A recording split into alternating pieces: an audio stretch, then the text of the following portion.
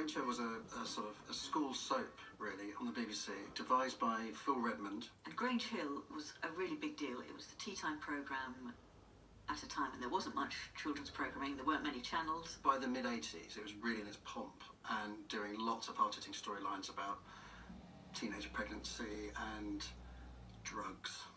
And this is where dear old Zammo came in. Zammo's drug addiction storyline caused a flood of complaints to the BBC.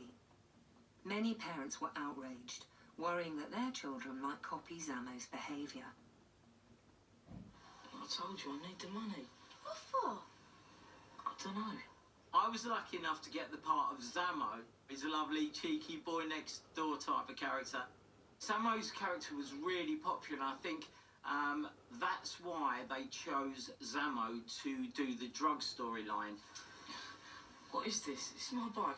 If I want to sell it and Kevin wants to buy it, I don't see what it's got to do with you. We saw scenes of him asking to borrow money from friends, trying to sell his bike, and no one was quite sure why. They sort of held back the reveal of why he needed the money for a while, which was kind of quite clever. I obviously owe money to a drug addict, and he comes round. Please be careful. I am, and I tell you, there's nothing else. Oh, I don't know. That's just rubbish. Barry Manilow on that. She'll notice straight away if he's gone. And he's talking about taking my mum's Barry Manilow records, and I'm mortified, but I know I owe them money, so I just go with it, and Zammo would never have done that. Well, I'm old enough to remember the whole Grange Hill, and it was that whole heroin addiction storyline for back in that day was just huge.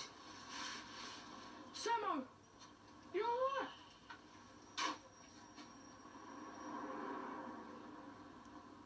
In that scene, I can remember filming it, and I just laid there for a little while with a foil in my hand, and that was a horrible feeling. Looking back at it, the one thing that really kind of sticks out is just how dark, just how emotional the whole thing was, and how amazingly acted and written it was. As I recall, the camera kind of zooms in on his eyes several times over the closing credits. It was really surprising and hard-hitting.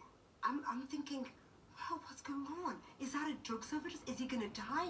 Oh my God, he's gonna die. He's my age. It was kind of shocking. It was a little bit too much. There were a lot of complaints about the storyline, understandably so, because it was tough stuff. To be honest, I wasn't aware of any complaints until I see the 10 o'clock news, and it was all on the news. Parents rang in their droves saying this shouldn't be part of a children's programme. There was speculation that this storyline led to a huge number of complaints, but the BBC haven't revealed figures.